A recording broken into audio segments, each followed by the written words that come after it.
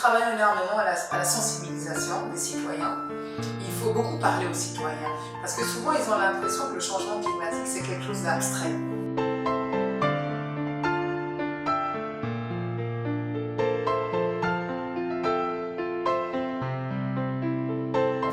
Et que c'est ce qui se passe ailleurs.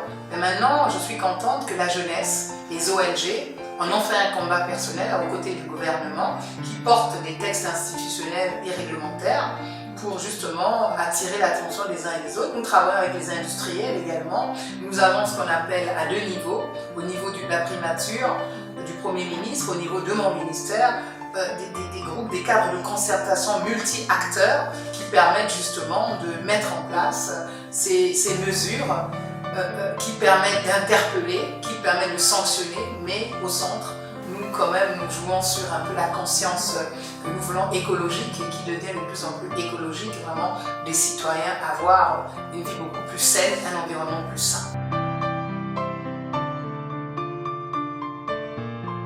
Et nous savons que la RDC, qui est un pays ami, qui est un pays voisin, depuis la nuit des temps, qu'on ne présente plus comme le Brésil, comme l'Indonésie, je vous l'ai dit, nous portons en commun le sommet des 3 bassins qui sont tenus avec la grande présence remarquée du président Tshisekedi ici à Brazzaville, aux côtés de son frère, le président Sassou Nguesso, qui a réaffirmé d'être membre de la commission climatique du bassin du Congo et qui lui également est aux avant-gardes de tout ce qui est lutte contre la protection de l'environnement.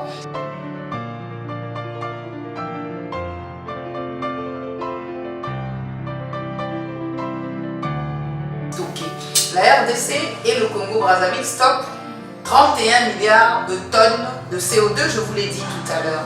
Mais mon pays, dans les 31 milliards, nous stockons 11 milliards de CO2. Donc nous sommes condamnés à travailler ensemble.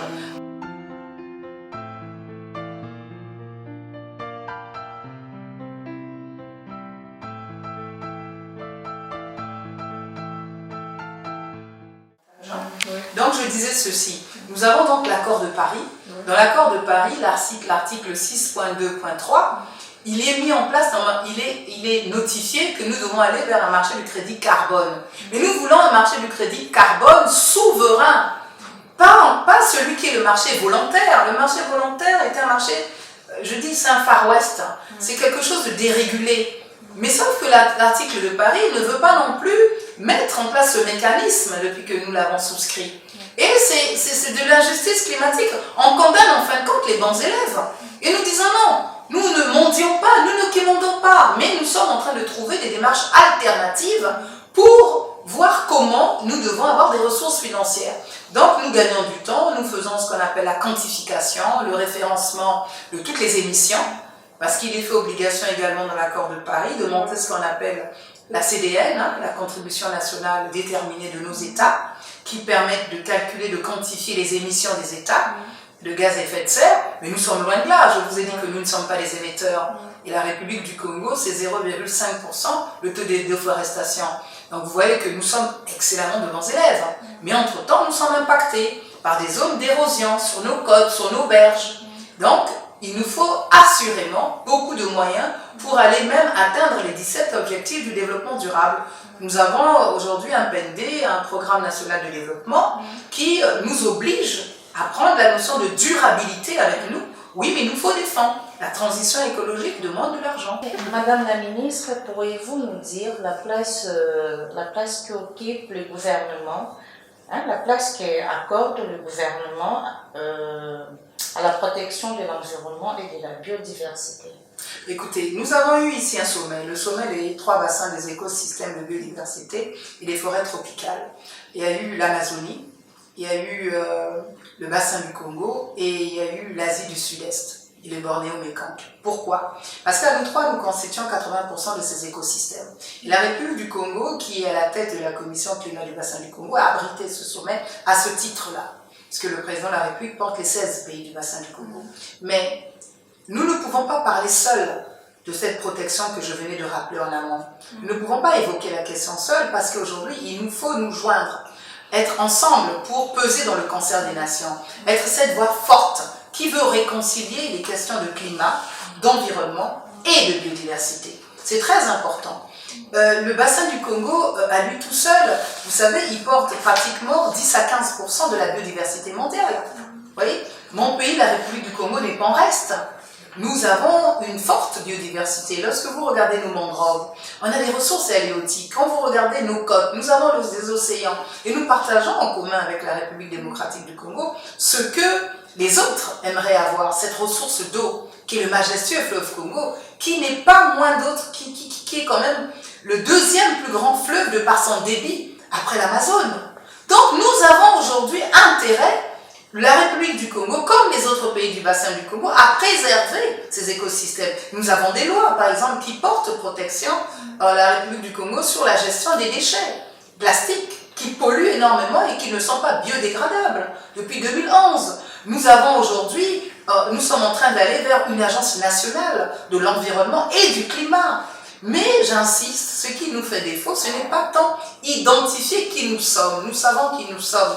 Aujourd'hui, nous avons une politique, nous avons des stratégies en matière d'environnement, puisque nous avons même retoiletté, revisité 32 ans après notre loi. Nous avons une nouvelle loi qui porte protection de l'environnement, qui porte gestion durable, plus précisément, de l'environnement, avec des enjeux plus ambitieux aujourd'hui. Mais ça ne suffit pas, il faut financer tout ce que nous avons là.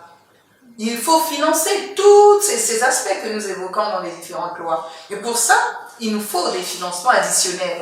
Et donc, nous demandons au reste du monde qui profite de nos écosystèmes, qui profite du système écosystémique, des services écosystémiques que nous rendons au reste de la planète, nous disons il nous faut des fonds d'adaptation pour aller vers une agriculture résiliente. Parce que si nous n'avons pas une bonne agriculture résiliente, mais nous polluons les sols, nous polluons les eaux, nous polluons l'eau. Vous comprenez? Donc, il nous faut ces financements-là à tout prix. Nous ne pouvons pas non plus avoir des ressources halieutiques que nous utilisons n'importe comment. Voilà, il y a les bassins de reproduction, il y a beaucoup de choses. Donc, il nous faut assurément avoir beaucoup de fonds. Nous voulons aller vers des villes intelligentes avec tout ce qui est énergie renouvelable pour aller vers cette transition énergétique. Il nous faut de l'argent. Donc, nous savons ce que nous voulons. Nous avons déjà beaucoup de projets. Mais nous attendons des financements et nous sommes en train de trouver comment. Et l'une des pistes que nous sommes en train de trouver en termes de solutions, il y a le tourisme qui permet de préserver les écosystèmes de biodiversité et de l'environnement à travers ce qu'on appelle un écotourisme. Donc c'est une économie qui ne tarit pas, qui permet de renouveler les ressources régulièrement, mais qui a besoin aussi d'un starter, de quelque chose pour lancer cette grande économie qui demande des infrastructures durables. Et donc, il faut donc des financements. Donc, nous sommes en train de chercher à lever ces économies circulaires. Il nous faut des usines de traitement de déchets. Il nous faut des centrales qui ne polluent pas d'énergie. Donc, vous voyez que nous savons ce que nous voulons, mais il nous faut ces ressources-là d'eau. Et comme je voulais vous le dire, nous avons une loi depuis 2011, justement, et nous travaillons énormément à la sensibilisation des citoyens. Il faut beaucoup parler aux citoyens, parce que souvent ils ont l'impression que le changement climatique c'est quelque chose d'abstrait et que c'est ce qui se passe ailleurs. Mais maintenant, je suis contente que la jeunesse, les ONG, en ont fait un combat personnel aux côtés du gouvernement qui porte des textes institutionnels et réglementaires pour justement attirer l'attention des uns et des autres. Nous travaillons avec les industriels également. Nous avons ce qu'on appelle à deux niveaux, au niveau de la primature du Premier ministre, au niveau de mon ministère, des groupes, des cadres de concertation multi-acteurs qui permettent justement de mettre en place ces mesures qui permettent d'interpeller, qui permettent de sanctionner, mais au centre, nous quand même, nous jouons sur un peu la conscience que nous voulons écologique et qui devient de plus en plus écologique, vraiment des citoyens avoir une vie beaucoup plus saine, un environnement plus sain. Les pays sont souverains, madame. Je ne peux pas m'inviter dans des accords qui sont portés en toute souveraineté entre le Brésil, entre l'Indonésie et puis entre la RDC. Les pays sont souverains. Moi-même, j'ai des accords avec le Brésil. Moi-même, j'ai des accords avec l'Indonésie. J'ai des MOU signés avec l'Indonésie dans le cadre des tourbières, par exemple. Donc, je ne peux pas m'immiscer, on ne peut pas refuser à un État les accords. Mais nous savons que la RDC, qui est un pays ami, qui est un pays voisin depuis la nuit des temps qu'on ne présente plus, comme le Brésil, comme l'Indonésie. Je vous l'ai dit, nous portons en commun le sommet des 3 bassins qui sont tenus avec la grande présence remarquée du président Tshisekedi ici à Brazzaville, aux côtés de son frère, le président Sassou Nguesso, qui a réaffirmé d'être membre de la commission climatique du bassin du Congo et qui, lui également, est aux avant-gardes de tout ce qui est lutte contre la protection de l'environnement. Et le président Sassou également, en marge des assemblées des Nations Unies l'année dernière, a été au Sahel des 20, à l'événement parallèle porté par le président Tshisekedi, justement sur notre cause commune, qui est celle du marché du crédit carbone, aux côtés donc de ma collègue, la ministre d'État, ma chère grande sœur Eve Bazaïba, que je salue en passant. Vous savez que nous avons ce qu'on appelle dans l'environnement le cadre de Sendai, qui est un cadre international qui porte sur la régulation et les modes de financement justement pour les inondations. Nous avons, nous ici, nous sommes parmi les 5 pays africains, les 54 États africains sur le plan continental, à avoir ce qu'on appelle la stratégie de risque et de gestion des catastrophes, qui est en fin de compte l'outil de stratégie que tous les États doivent avoir en conformité donc de ce cadre de Sendai. Nous avons également souscrit pendant la dernière l'accord de Paris, plutôt les différentes conférences de Paris, plutôt ce qu'on appelle les fonds justement pour les pertes et dommages, qui servent également aux inondations. Nous sommes énormément en train de travailler avec le système des Nations Unies, les partenaires au développement, les partenaires financiers au développement, pour nous aider à sensibiliser aussi nos populations à ne pas s'impliquer dans des zones inondables également. Mais assurément, le changement climatique impacte sur nous, parce que lorsque vous voyez les berges du fleuve Congo, je pense que vous avez le même phénomène en RDC, nous perdons pratiquement 5 mètres de berge par an. Vous voyez, c'est énorme quand vous faites le calcul. Et de 1960, depuis 1960, quand vous regardez la grande crue de 61-62, nous avons quand même dépassé comment on appelle ça, comment on dit ça par rapport aux inondations, la montée des eaux. La montée des eaux. Donc c'est très préoccupant la façon dont nous gérons nos villes et dont nous protégeons nos villes. Parce que n'oubliez pas qu'il y a des villes comme Venise, qui sont des villes inondables, mais il y a des digues à construire. Vous avez le Sénégal en Afrique de l'Ouest qui construit des digues, il y a beaucoup d'exemples comme ça. Donc il nous faut mettre en application donc ces mesures-là, mettre en application donc ces recommandations de ce qu'on appelle les études d'impact environnemental et social, grande arme des ministères de l'Environnement avant les différentes implantations et des villes.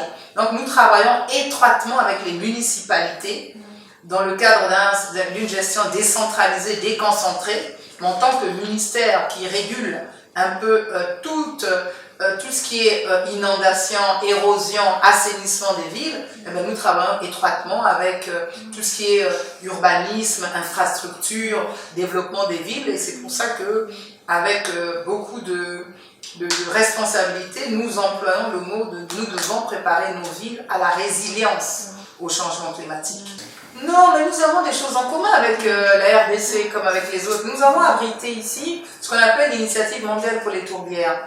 Et nous avons porté cette co-organisation avec la RDC. J'avais fait le déplacement de la RDC pour en parler avec le collègue à l'époque, qui était ministre de l'Environnement. Ils ont fait le déplacement de la RDC ici. Nous avons signé donc un protocole d'accord, le protocole d'accord de Brazzaville, pour parler justement de la protection de nos tourbières en commun. Avec l'Indonésie, on a un protocole en commun RDC, Indonésie, République du Congo. Il faut le savoir que nous avons signé dans le cadre des initiatives mondiales pour les tourbières, auxquelles la RDC comme la République du Congo sont partie prenante. Mais il n'empêche que nous avons signé également parallèlement, en parallèle avec la RDC, un MOU particulier qui nous lie dans le cadre de la gestion durable de nos tourbières.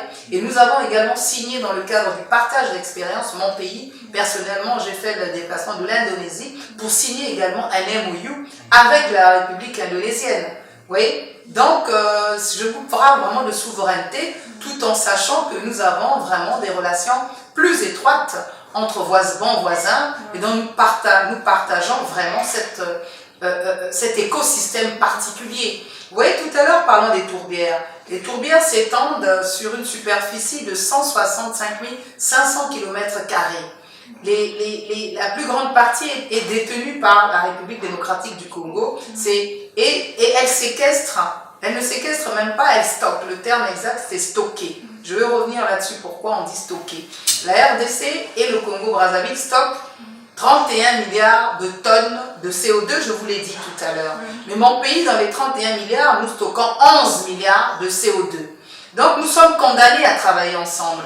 À tort ou à raison, on dit qu'il y a des énergies fossiles en dessous, que ce soit en RDC, que ce soit chez nous. Sauf que chez nous, ce n'est pas avéré qu'il y ait des énergies fossiles. En RDC, je ne sais pas. Mais sauf qu'il y a quelque chose qui nous lie, les souterrains. Oui, oui. Mais sauf qu'il y a des spécificités différentes des écosystèmes. Moi, quand je discute avec les scientifiques, parce que la découverte a été faite d'abord au Congo-Brazzaville, il y a de cela 13 ans officiellement. Parce que les recherches sont d'abord faites en République du Congo, avant que les chercheurs ne traversent. C'était dans ce sens-là. Parce que les chercheurs sont implantés d'abord ici. Depuis 18 ans, ils faisaient des recherches. Et qu'est-ce qui se passait?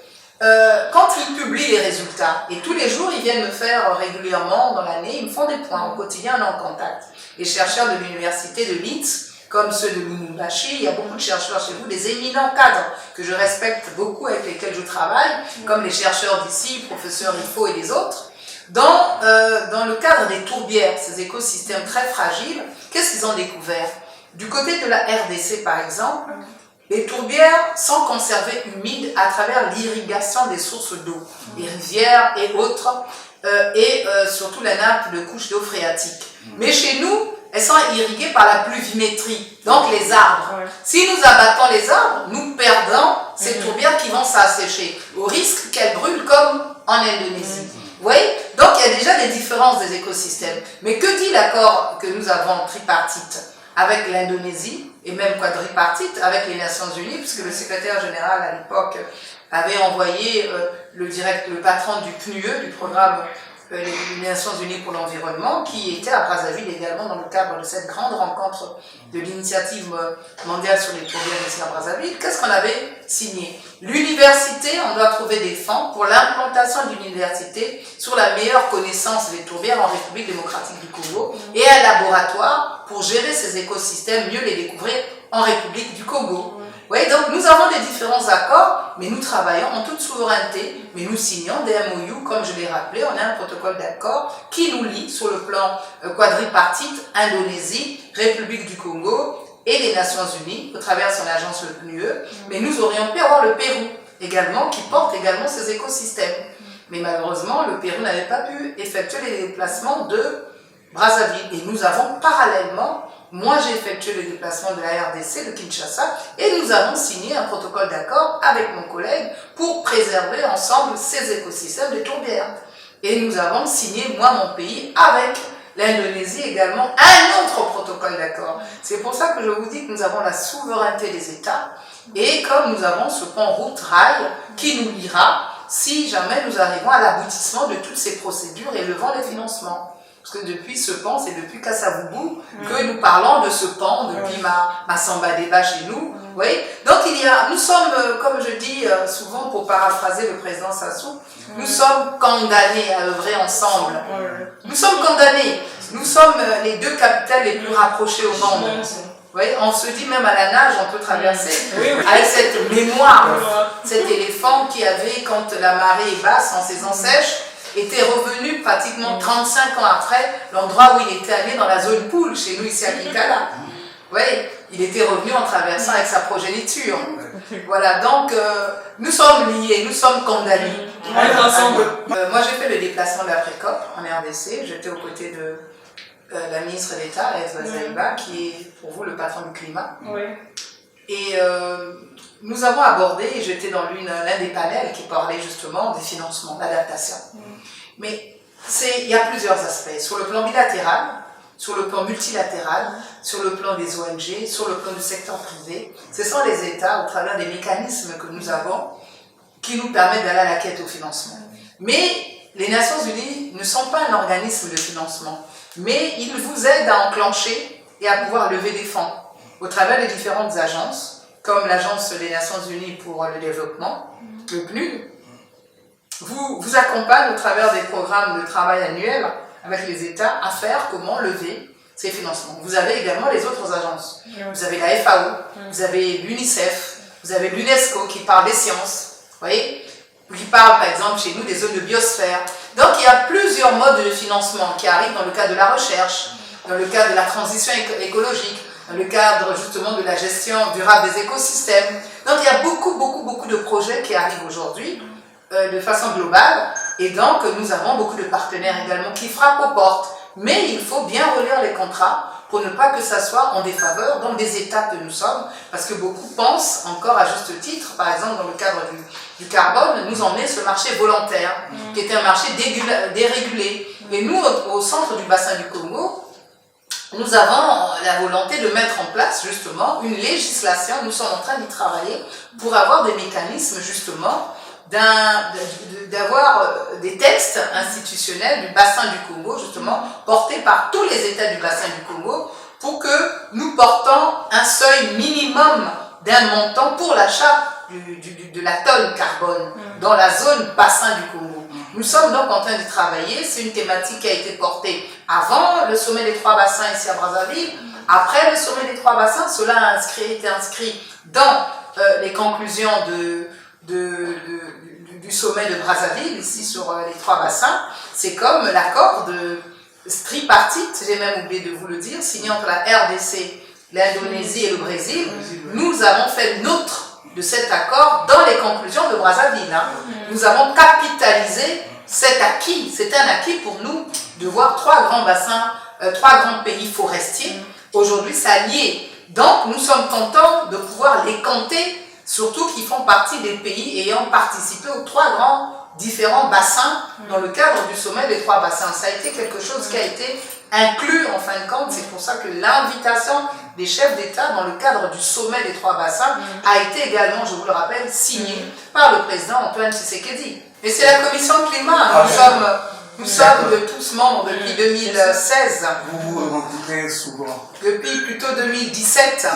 C'est l'outil aujourd'hui de l'ensemble des pays du bassin du Congo. Ce n'est pas tant la République du Congo qui a voulu être là. Ça a été pendant la COP de Marrakech, où Sa Majesté le roi du Maroc, en sommet de l'action et de la coémergence de l'Afrique, avait convoqué donc un sommet et avait proposé à ses pairs africains de pouvoir avoir un instrument qui porte sur les questions liées au changement climatique. Ils ont tous souscrit et à cette occasion, ils ont désigné le président Denis Sassou Nguesso comme étant celui qui va porter la commission climat du bassin du Congo sur le plan de la répartition qu'ils ont eu à faire, séance tenante, des pays faisant membre de la commission climat du bassin du Congo, et ceux de l'Afrique de l'Est nous ont rejoints. Et il y a de l'autre côté la commission climat également des États insulaires. Et à la tête de cette commission, sont les Seychelles, la République des Seychelles. Et de l'autre côté, vous avez la commission climat du Sahel, qui est portée par le Niger. Vous voyez? Donc il y a 3 grandes commissions climat qui sont des outils de l'Union africaine aujourd'hui, et nous faisons des restitutions chaque année à l'Union africaine dans ce qu'on appelle le CAOSC, le comité des chefs d'État relatif au changement climatique. Oui. Donc nous sommes aujourd'hui à notre 2e ou 3e sommet du Fonds bleu pour le bassin du Congo, parce qu'il y a la commission climat et nous avons l'instrument fiduciaire de cette commission qui est le Fonds bleu pour le bassin du Congo. Et ce fonds qui est le nôtre est tous logés dans une banque de développement, mais qui est la banque de développement des États d'Afrique centrale, qui avait remporté l'offre, et aujourd'hui cette banque permet de mobiliser les fonds pour nous, permet de rendre bancables les projets qui ne sont pas en maturité 1, et là nous sommes en train d'aller vers la conférence des bailleurs de fonds au mois de septembre, nous, la République du Congo, vous voyez, avec la banque de développement, et nous allons porter pour la sous-région certains projets intégrateurs, et la République du Congo démocratique a des projets qui sont déjà en maturité 1, que nous allons porter dans le pipeline des 15 projets que nous allons présenter aux partenaires financiers techniques et financiers. Vous voyez? Donc nous sommes beaucoup plus liés que ça, et nous sommes en train d'installer le siège du bassin du Congo. Vous êtes, si vous passez en face de l'hôtel Radisson Blu, l'immeuble qu'il y a en face, vous avez au premier niveau le futur siège. On a déjà commencé à habiller les vitraux extérieurs. Et nous sommes déjà en train de procéder à l'aménagement, donc à l'intérieur, donc d'ici 3 mois, nous allons avoir donc ce siège qui va abriter tous les points focaux avec lesquels j'ai beaucoup de plaisir à travailler depuis près de 7 ans. Très dynamique. Madame la ministre, est-ce que vous pouvez nous partager votre expérience ou parcours politique qui pourrait inspirer les femmes qui sont encore sceptiques à s'engager dans la gestion de la République? Écoutez, l'engagement est d'abord personnel. Hein. C'est quel que soit où nous sommes. C'est pas simplement un engagement politique. Où que nous soyons, nous sommes engagés. Que ce soit les femmes commerçantes dans le secteur informel, que ce soit les femmes dans l'administration, que ce soit les femmes plus engagées en politique, parce que la politique, c'est la gestion des problèmes de la cité. Moi, je ne suis pas simplement ministre, hein, qui est une fonction ponctuelle. Un grand engagement, une grande responsabilité, une haute confiance faite par le pouvoir discrétionnaire d'un chef d'État, en l'occurrence le président Denis Sassou Nguesso, dont je suis également membre du bureau politique, de sa machine politique. Je suis membre du bureau politique du parti au pouvoir. Nous sommes un parti de gouvernement. Je suis membre du bureau politique depuis plus d'une dizaine d'années. Mais je suis également une élue. Je suis députée également. Députée dans une circonscription de la Cuvette Ouest. J'ai également été tête de liste au niveau des conseillers départementaux. J'ai 7 conseillers départementaux dans ma circonscription. Pourquoi? Et parce que il nous faut porter sur plusieurs volets nos engagements. À la portion centrale, qui est celle du gouvernement national, dans la portion accompagner les collectivités locales. J'ai donc un suppléant qui siège pour moi à l'Assemblée parce que chez nous, il y a cette incompatibilité d'être dans la fonction qui est la mienne et de siéger au Parlement, mais je suis régulièrement aux côtés de mes mandants, régulièrement pour pousser cette action qui a fait que ils nous ont fait confiance au nom des couleurs de mon parti pour porter haut et fort le projet de société du chef de l'État, Denis Sassou Nguesso, qui a été décliné en programme de gouvernement. Et aujourd'hui, ce programme de gouvernement, nous l'avons dans le programme national de développement 2022-2026, le PND de la République du Congo. Nous avons également le plan de gestion départementale que nous devons porter, mais nous avons également le plan de gestion de la circonscription électorale, vous voyez, que je porte. Et donc, il faut impulser cela aux côtés donc des sous-préfets, aux côtés donc des administrations décentralisées. Et cela demande d'avoir beaucoup d'énergie, d'avoir beaucoup de résilience, beaucoup de pugnacité, mais surtout s'inscrire dans la vision d'un homme et avoir également son idéal, se reconnaître dans cette vision. Parce que lorsque vous appartenez à une formation politique, il faut appartenir au travers de son idéologie. Aujourd'hui, les nouvelles générations adhèrent par profit, adhèrent par opportunisme. Ils ne savent pas où ils mettent les pieds. Il faut d'abord venir sur le plan intellectuel, s'approprier d'abord les textes qui régissent ces institutions, qui régissent ces formations politiques. Et ensuite, le reste viendra tout seul. Parce que si vous pensez ne pas faire de la politique au quotidien s'invite à vous. Comment vous faites le choix des élus que nous sommes aujourd'hui? Comment vous faites le choix? Parce que ces élus-là portent votre propos. Ils portent votre avenir aujourd'hui. Donc, il vous faut comprendre qui nous sommes. Il faut savoir comment nous choisir. Il faut écouter, il faut lire, il faut être instruit. Donc, celui qui vous refuse l'instruction, qui vous refuse de vous mettre sur les bancs de l'école, mais vous refuse tout simplement un avenir prospère. Voilà. Donc, j'invite donc les femmes, les jeunes, toutes les catégories que nous sommes aujourd'hui, à nous mettre au taquet, parce qu'il n'y a pas 2 planètes. C'est la même planète dans laquelle nous sommes, et nous sommes vraiment, pour paraphraser une fois de plus le chef de l'État, condamnés donc à œuvrer ensemble tous pour notre bien-être commun. Aujourd'hui, c'est le 8 mars, alors nous allons profiter pour poser une question. Hortense, tu peux aller. Merci beaucoup. Madame, pour cette édition 2024, le thème international, c'est investir en faveur des femmes, accélérer les rythmes. Et ici, au Congo-Brazzaville, le thème national, c'est intensifier l'autonomisation des femmes congolaises pour parvenir à l'égalité des sexes. C'est parce que nous avons eu ici, je salue l'initiative du chef de l'État qui a impulsé.